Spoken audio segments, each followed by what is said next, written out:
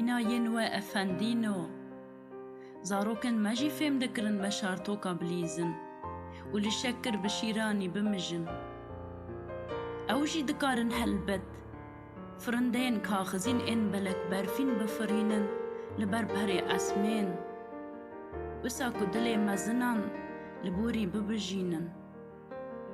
Heyf hilanînê efendîno we li wan şîrîntir kir. Mixabin niha berê namlûya kînê dane we. Bi rûskên neyartiyê li we dirêjin. Çima we wiha kir efendîno? Çima we wiha kir?